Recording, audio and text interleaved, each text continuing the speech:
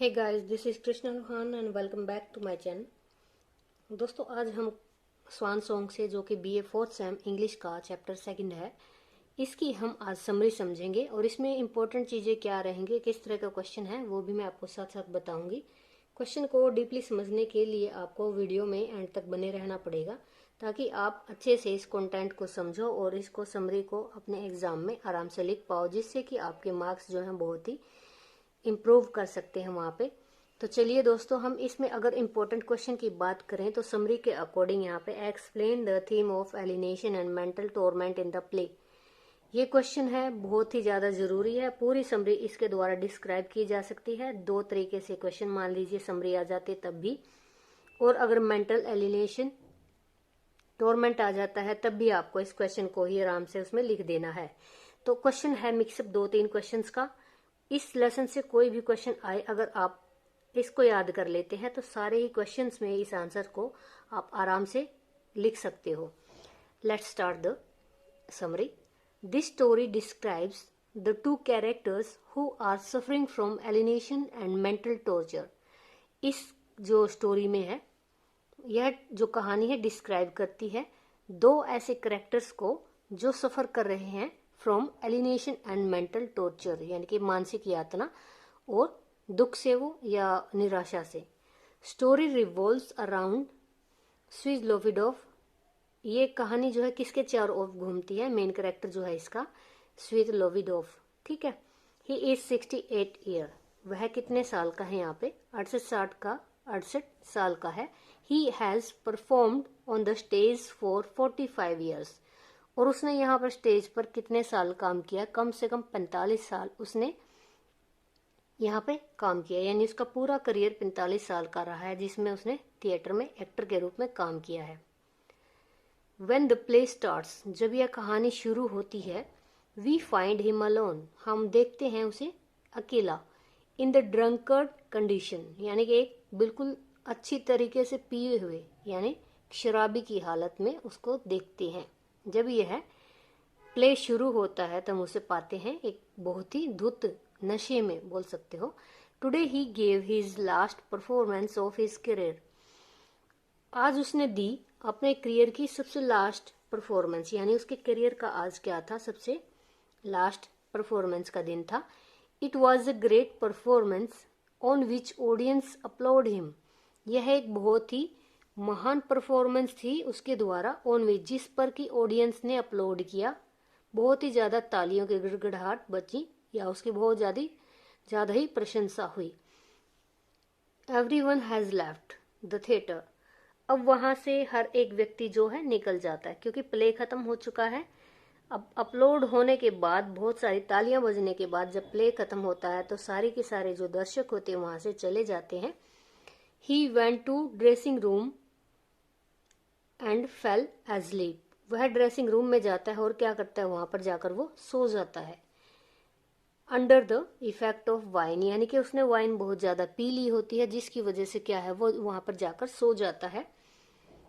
Now he is awake and lonely. अब वह जागता है, यानी उसकी आंखें खुलती हैं, एंड ही क्या है? वो लोनली, यानी अकेला होता है। He is homeless. वह होमलेस होता है, यानी बेघर होता है। He remembers with sadness his past glory and feels miserable at the present condition. He remembers, वह याद करता है अपनी सैडनेस के साथ, यानी दुख के साथ वो याद करता है अपने पास्ट की ग्लोरी को, यानी शान को, और फील करता है मिजरेबल, दुख महसूस करता है अपनी प्रेजेंट की कंडीशन पर, कि देखो मैं आज इतना फेमस हूँ, इतना अच्छा होने के बावजूद भी मैं अकेला हूँ, मेरा कोई घर परिवार नहीं है। तो अपनी प्रेजेंट की, वर्तमान के हालात पर उसे दुख होता है। सेकंड कैरेक्टर जो इसमें होता है, अब हम उसके बारे में यहाँ पे डिस्क्राइब कर लेते हैं। सेकंड कैरेक्टर निकिता इवानिच, जो कि उसका दोस्त होता है, is a prompter in the same theatre. और वो इस थिएटर में वो क्या होता है? एक प्रॉम्प्टर होता है। तो यहाँ पर आगे देखते हैं। In the same theatre he is also old and lonely. वह भी क्या होता है? अकेला होता है, और वो भी इसी तरह इसकी ही उम्र का होता है, जो कि बूढ़ा होता है। ही कम्स टू, अब वह आता है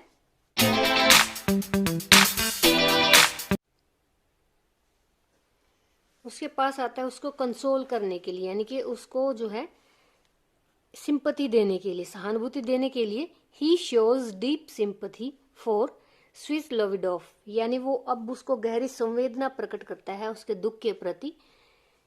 अब यहाँ पे जो हमारा करेक्टर है यानी स्विज़लोविडोफ है जो has devoted himself from the beginning, यानी उसने इस थिएटर के प्रति, अपने काम के प्रति अपने आप को शुरू से ही, फ्रॉम द बिगिनिंग, शुरू से ही अपने आप को क्या कर दिया था, डिवोटेड यानी समर्पित कर दिया था। But now he has only emptiness and sadness in his life, लेकिन अभी उसके पास क्या है, केवल खालीपन उसके जीवन में, उदासी, ठीक है, उसके जीवन में, in his life. He says I am helpless, वह कहता है कि अब तो मैं मजबूर हूं, असहाय हूं।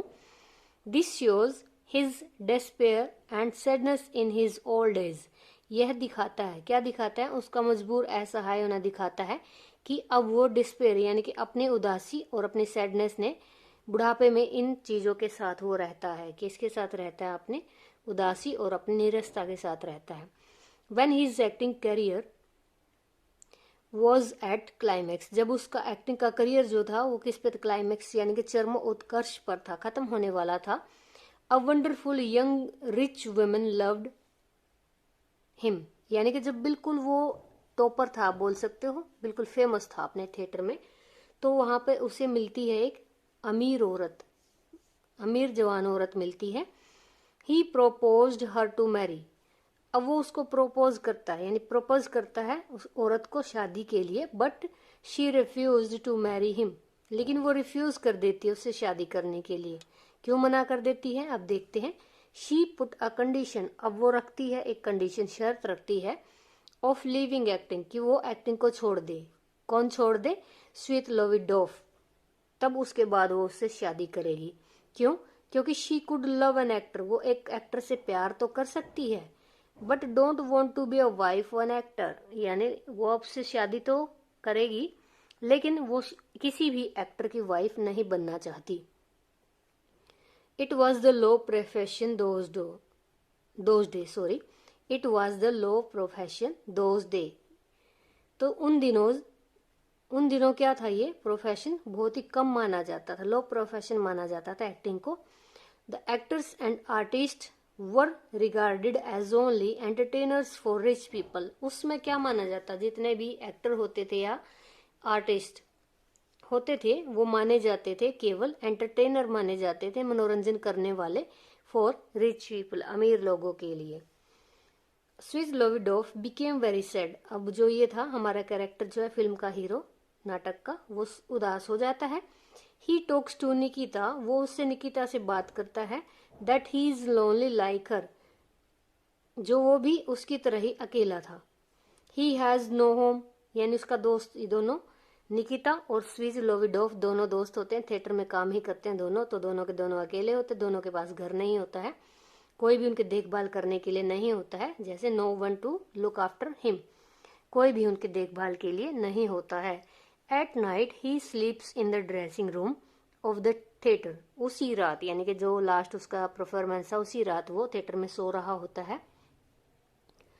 दस both Svietlovidoff and Nikita suffer from alienation and mental torture, यानी उसमें सीन के बाद, और जो निकिता था वो अपने काम के बाद उसके पास आके बैठता है, तो दोनों क्या थे, मेंटल टॉर्चर यानी कि दिमागी या मानसिक जो पीड़ा से, और साथ साथ बहुत जीवन में उदासी, उसके कारण दोनों ही सफर कर रहे हैं, डिस्कस कर रहे हैं एक दूसरे के साथ, एक दूसरे का अकेलापन बांटते हैं। इसमें सेंटेंसेस आप और भी बहुत ऐड कर सकते हो अगर आपको लगता है, मतलब दोनों के दोनों जो है कंट्रीब्यूट करते हैं, सिंपैथी एक दूसरे के साथ करते हैं, दोनों एक दूसरे को कंसोल करते हैं। ये सेंटेंस आप यहाँ पे दोबारा भी लिख सकते हो।